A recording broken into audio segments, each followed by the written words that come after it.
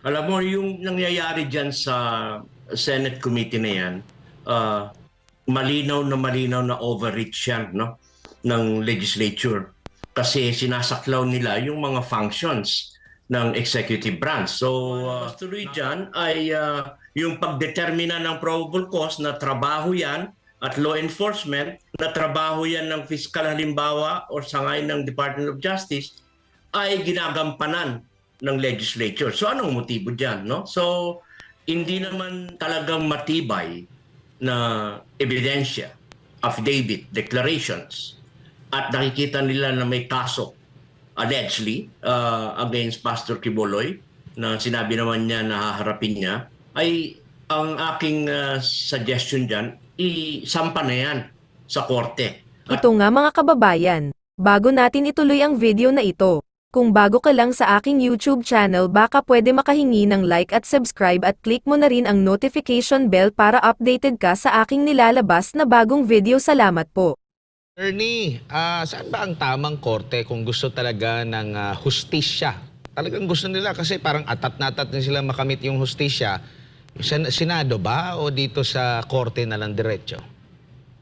Alam mo, yung nangyayari dyan sa Senate committee na yan, malinaw na overreach yan, no, ng legislature. Kasi sinasaklaw nila yung mga functions ng executive branch. So, napakahalaga ulit na pagtibayin natin yung principle of separation of powers. Kasi yung violation dyan ay napakalinaw. Presumption of innocence. The committee ay hindi dapat siya ang maghuhusga at mag-uusig sa isang akusado, no?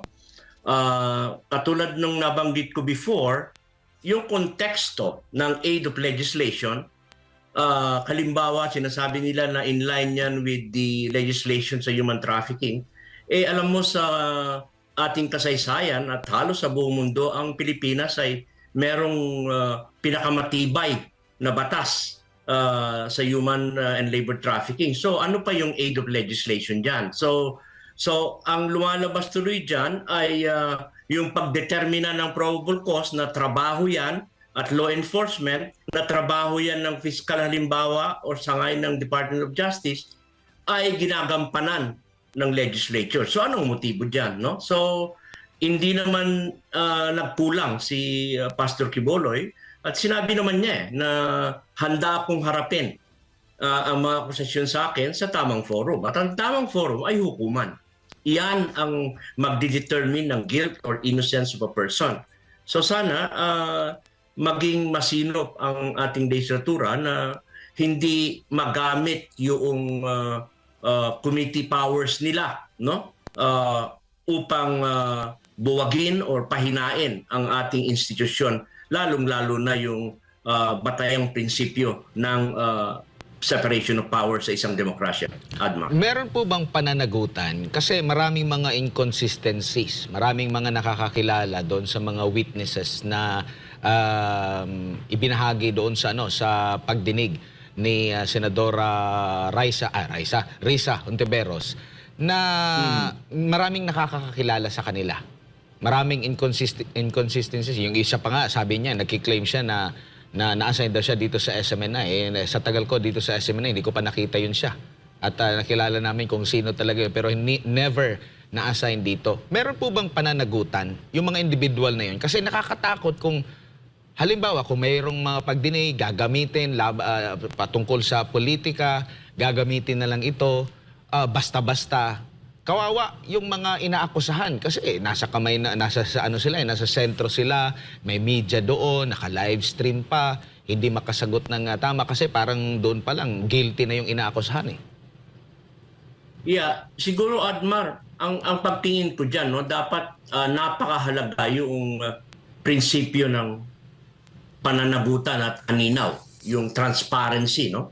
So anong ibig ko sabihin dito?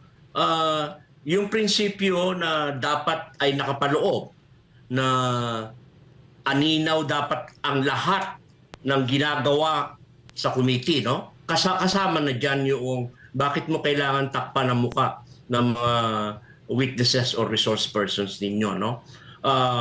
Again, kung merong talagang matibay na ebidensya, affidavit, declarations, at nakikita nila na may kaso allegedly against Pastor Quiboloy na sinabi naman niya na haharapin niya, ay ang aking suggestion dyan, isampa na yan sa korte. At doon ay may fair play tayo doon, Admar, no?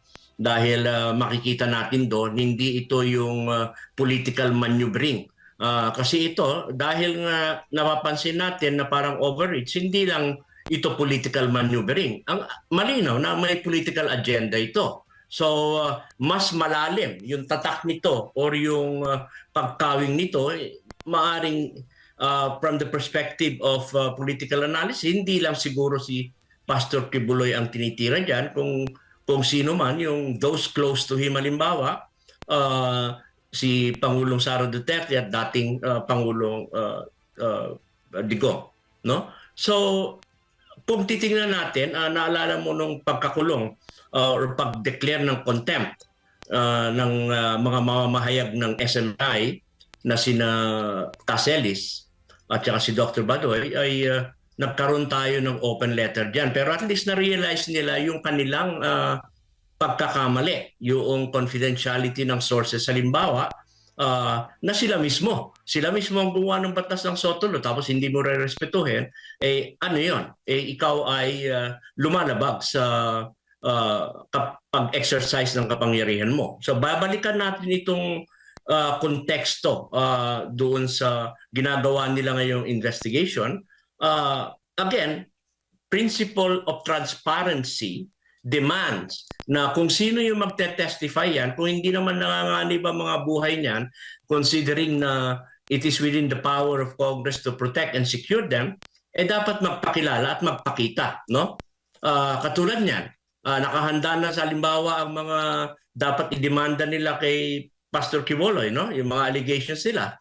Alam nga naman naharap sa piskalya na nakatakip ang mukha, di ba? So, hindi po pwede yun. Kasi matibay yung constitutional provision ng ating saligang batas doon sa presumption of innocence. At saka yung tinatawag nating karapatan ng nag-aakusa to confront the witnesses against him or her. Sa korte, hindi talaga tinatanggap yung nakatakip yung mukha ng witness, attorney? Bibihira yan, no? Bibihira yan na gawin, no? So, alam mo, meron pa akong isang punto na yung pag-analisa ko sa statement ni Pastor Quiboloy, kasi nabanggit niya yung napakahalagang prinsipyo ng rendition, di ba? So, kakawin lang ako ng konti doon. So, dapat ang ating liderato at ang ating mga mambabatas, kung merong allegation or merong ganong plano halimbawa, regardless, ngayon pa lang dapat i-condemn yon, because rendition is a form of extra-judicial or outside of the judicial process or outside of due process na kung saan ay dinudukot ng isang mamamayan. Ginawa yan sa mga iba't ibang kaso na nangyari sa Estados Unidos. Kasi ang tamang forma ay extradition, hindi rendition. So dapat yan, kahit na nabanggit ni Pastor Quiboloy, kung sakali man ay ang liderato or ang ating kongreso ay magsabi na hindi nyo po pwedeng labagin ang soberenya ng ating bansa at gamitin ang rendition. Kasi illegal yan under international law. Extradition ang tama. At kung papayagan ng bansa natin yung rendition na tinatawag, napakadelikado nito. Magsusunod-sunod na ito. Kumbaga parang magiging malaya na yung ibang bansa, lalo na yung Amerika, na gawin na lang ito kahit sino. Tama. Kasi yung rendition outside yan ng due process, no? Marami na ako mga kasong nabasa diyan, kaya very debatable at controversial yung practice na yan, no? Usually ginagamit yan sa mga counter-terrorism efforts, yung rendition na yan. In fact, dun din nung panahon yung kaso nabasa ko, yung sa Balkan states, ginamit ng Estados Unidos yung rendition. So, dapat may open letter or open discussion ng liderato. Katulad ng nabanggit mo na hindi papayagan ng aming pamahalaan ang isang proseso na labag sa international law at labag sa karapatang pantao. So, ang ating itinutulak ay yung extradition na kung saan ay bibigyan ng pagkakataon ng pagpapaliwanag at saka bukas naman ang sangay ng ehekutibo ng ating Department of Justice, sundin yung prosesong yon. Hindi po pwede yung mag-encourage tayo ng governmental lawlessness, lalong-lalo na tayo ay isang malayang bansa, no? At kung papayagan ng liderato yan, malaking blunder yung ganyan. Instead of condemning it, but you're encouraging it, then you're surrendering your rights as a sovereign country. Attorney, dito naman sa sinasabing in aid of legislation, lagi nating naririnig ito na in aid of legislation. Meron bang pananagutan ng isang mambabatas na laging ginagamit ito? Pero kalaunan naman, after ng kanyang investigasyon or pagdinig, wala namang naipapanukalang batas o pag-amyenda sa existing na batas. Pwede bang ipakulong yan? Pagsisinungaling? Well, yung malawak kasi no ang kapangyarihan ng legislature in terms of investigations. Pero tama yung analysis natin diyan na sumobra doon sa pag-exercise at pag-aabuso ng konsepto at konteksto ng aid of legislation.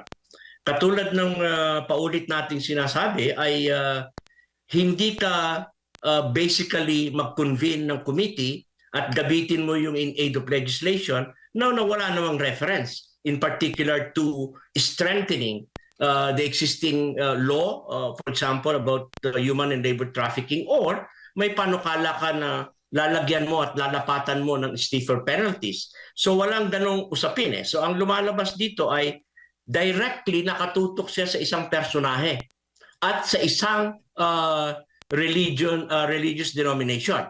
Yun ang mali doon because ang ginagawa ngayon ng Senate Committee, bukod doon sa inaabuso yung konteksto ng aid of legislation, ay binibigyan mo o kinikitil mo yung karapatan ng isang tao na humarap sa hukuman dahil dito gusto nyo mag-judge by media o social reference na ang taong inyong iniimbestagahan ay nag-commit ng mga crimes. So masisira mismo yung basic principle ng presumption of innocence.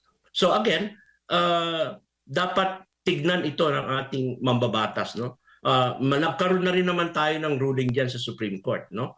Huwag nating gamitin yung concept ng aid of legislation na kung saan ay ginagamit ito bilang isang political weapon. Wine-weaponize ninyo yung kapangyarihan ng legislature, and I'm pretty sure na malinaw dyan na meron motibo behind that, no?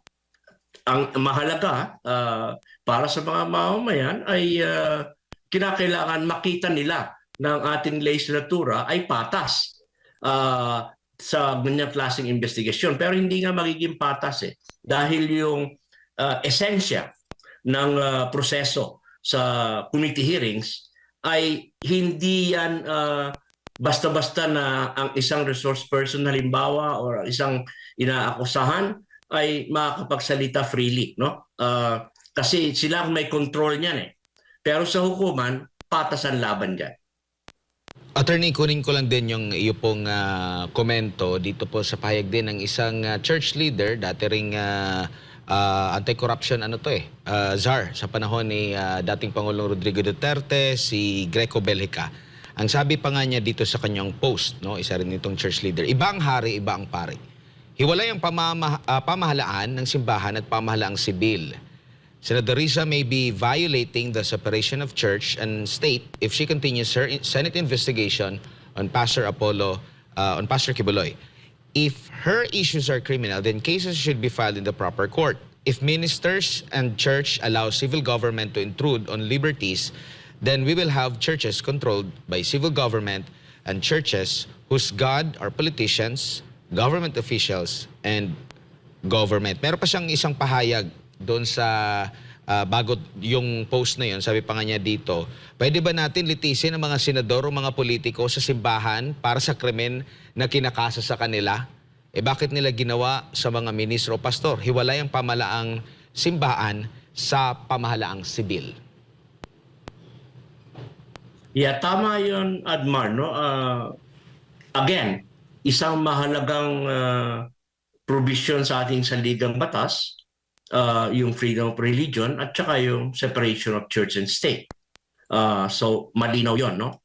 Pero kasi ang ginagawa dito ng Senado ay batay doon sa broad powers nila, even declaring resource persons as in contempt, ay nakikita natin na kumbaga sa political analysis ng isang grupo ay linyado itong napukonduct ng investigation. Ngayon, of course, kung merong abuse dyan, halimbawa, ng a particular congressman or senator, usually, ang unang dumidisiplina sa mga miyembro ng legislatura ay sila mismo. No? Kung merong matibay at matapang ang loob na magpanukala na itigil itong investigasyon na ito dahil tayo ay sumusobra na sa pag-exercise ng ating kapangyarihan, ay sila mismo ang dapat dumisiplina sa sarili nila.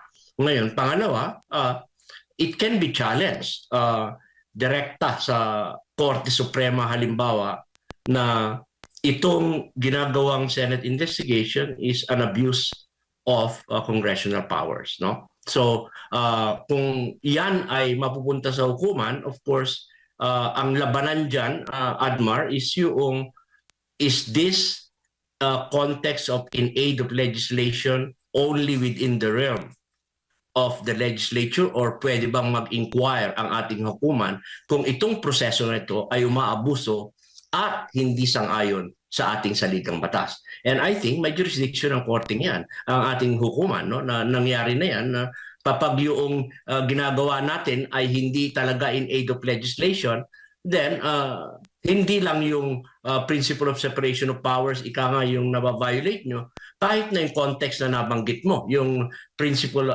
yung separation of church and state. No? Kasi hindi yan dapat maging laman ng pag-uusig o tinatawag nating investigasyon sa loob ng Senate Committee kung ang pinag-uusapan natin ay religion. No?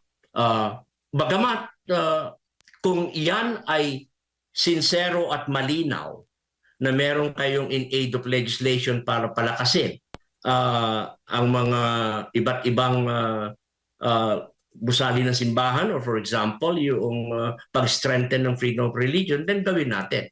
Pero dito hindi ko nakikita siya, Adma. Attorney, samantala dako naman po tayo sa ibang usapin kasabay nga ng paggunita ngayong araw sa EDSA People Power Revolution ay may isinasagawa ding candlelight rally dyan sa Cebu City na pinangungunahan nga ni dating Pangulong Rodrigo Duterte. Parang part 2 ito kasi yung una ay ginanap ito doon sa Davao City. Ano naman po yung sentimiento ng mga kababayan natin dyan hinggil nga po dito sa mga nagaganap na rally dito sa bansa? Yeah, napakagandang katanungan yun. Alam mo, sa malalim at makabuluhan na pagpapahayag at pagkakaisa, ang SDS or Sara Duterte supporters dito sa Amerika, tumatayo ako bilang pro bono counsel, ay buong tatag na nakikiisa sa mga masigasig na puso na nagtitipon ng sambayan na nagtitipon sa prayer rally ngayon sa Cebu, no? Nagkakaisa sa isang matibay na hiling. Kasama niyo po kami in solidarity para sa principle of accountability and transparency, no? Yung pananagutan at aninaw sa usapin ng pagbabago ng hatsaligang batas sa Pilipinas halimbawa. Kaya kami rito sa Amerika ay buong pusong naniniwala na ang diwa ng demokrasya ay nanganganib kapag ang mga pagbabago sa batayang batas ng ating bansa ay hindi bunga ng kolektibong kalooban ng mga tao, no? In other words, kahit na yung PI, yung People's Initiative, nakita naman natin yan na orchestrated yan at hindi yan organic na nagmula sa grassroots, no? Kundi sa mga politiko na gusto nilang baguhin ng saligang batas na hindi naman nakikita o hindi tumutugma sa interes ng publiko, no?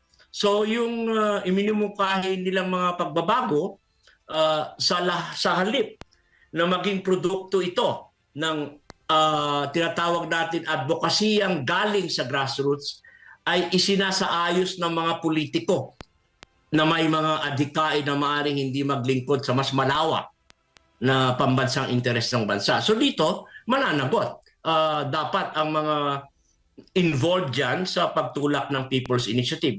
At ako'y nagagalak naman dahil nagkaroon tayo ng open letter dyan at ginagawa na nila yan through Senator Amy kung paano binabarubal yung sa legal batas natin dahil lang sa pag-abuso ng People's Initiative na hindi napapaliwanagan ng gusto. No? So ito mga ganitong proseso na nakikita natin ay sumisira yan sa diwa ng tinatawag kong participatory governance na ang sangkap nito ay bigyan ng kalayaan at karapatan ng ating mga mamamayan upang lumahok sa mga gawain at desisyon ng pamahalaan sa pagpapatakbo ng isang bansa, no? At nagpapahina ito talaga sa kapangyarihan at tinig ng mga mamamayan na siyang pangunahing haligi kung saan tinatayo ang demokratikong lipunan. Kaya itong solidarity namin dito sa nagaganap na rally sa Cebu ay ang aming panawagan, ang panawagan ng SDS ay panawagan para sa pagbabago ng saligang batas ay dapat lapatan ng may buong pag-iingat. Tinitiyak na ito ay tunay na dapat sumasalamin sa kalooban ng mga Pilipino. Kasi mahalaga na ang anumang inisyatibo na baguhin ang ating saligang batas ay nagmumula sa aspirasyon, sa organikong aspirasyon ng mamamayan. Malaya mula sa mga tinatawag natin anino ng mga pampulitikong maniobra. No? Dito maraming maniobra na dapat ituloy-tuloy ang investigation dyan. At kung kinakailangan idisiplinahin yung involved na mga lawmakers or i-expel sa Congress, po pwedeng gawin yan. No? Kasi napakalinaw naman kung saan nagmumula itong People's Initiative na to at saka yung pagbago ng balangkas ng ating saligang batas. Kaya sa amin po rito sa Amerika ay nakikiisa kami sa sambayanan, sa aming mga kapatid sa Cebu at sa buong Pilipinas. No? At itinataas namin ang aming mga tinig no? Prayer rally ito. No? Kaya tinataas namin ang aming mga tinig sa isang taimtim na panalangin na naway ang katarungan, ang pananagutan at aninaw at tunay na kalooban ng mga tao ang magturo sa landas ng pagsulong. So naway makinig ang ating liderato ng may kababaang loob at kumilos ng may integridad, tinitiyak ng anumang pagbabago ay dapat sumalamin sa tunay na pangangailangan at aspirasyon ng sambayanang Pilipino. Kaya sa ating panalangin, no, sama-sama naway ipanalangin natin ang isang hinaharap na kung saan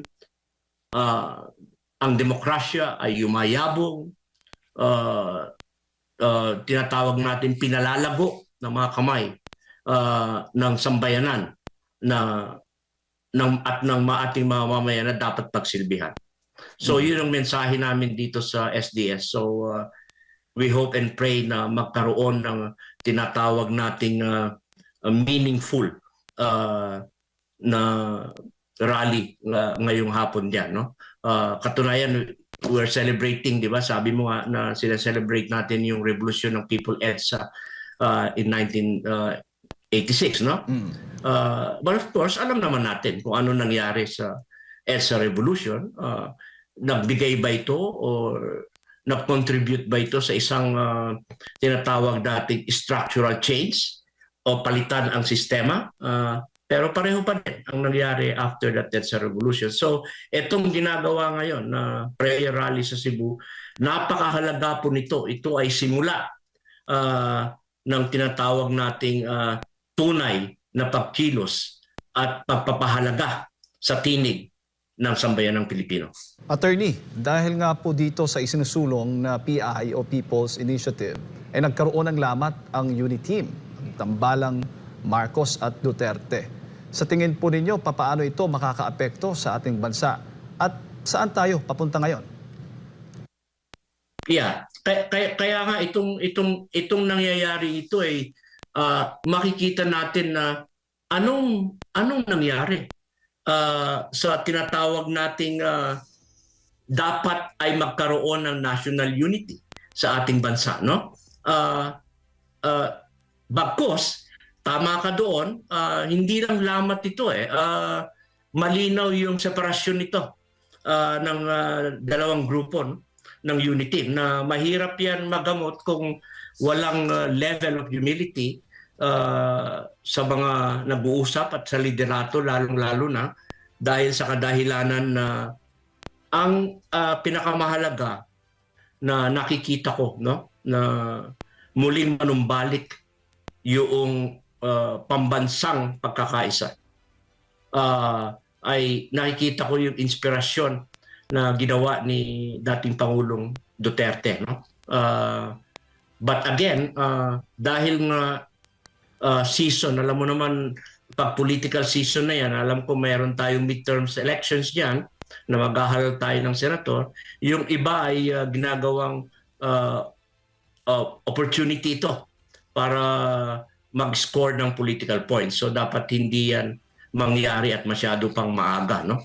Dahil kung itong unit team na ito ay patuloy na mabibiyak at palakpak ang oposisyon dyan, no? Sila ang makikinabang dyan. At the same time, kawawa naman yung 31.5 million Filipinos na dapat ay tinitignan natin na mag-focus ang liderato at administrasyon sa hanap buhay, sa employment, at pagsulong na tunay na pag-unlad ng ekonomiya. So yung ating saligang batas at this point, sapat na yan at covered na yan, no? Kaya itong pagtutol natin sa pagbabago ng saligang batas ay tinitignan natin lahat ng perspektibo, ekonomiko, estabilidad at politikal, no? So at this point, yun pa rin ang aking posisyon, mapanganib sa ekonomiya natin itong ginagawa nila, no? Sa pagbabago ng ating saligang batas. Pangalawa ay yung nagko-contribute ito sa instability ng ating pamahalaan at pinapahina ang ating mga institusyon. Of course, alam natin na isa dyan ay yung potential na sa maling paggamit, no, na mapanganib ng proseso ng pagbabago ay maaring i-interpret yan na instead na yung ating bansa mag-benefit, ang nagbe-benefit is those political leaders behind it na merong ambisyon. Halimbawa na maging presidente ng Pilipinas. So kaya overall, nakikita natin dito na bagamat mahalaga from time to time ang pwedeng pagbabago, pagsusog ng saligang batas, ito ay ill-timed at nakikita natin na dapat ito ay tutulan ng sambayanang Pilipino, no, at this juncture.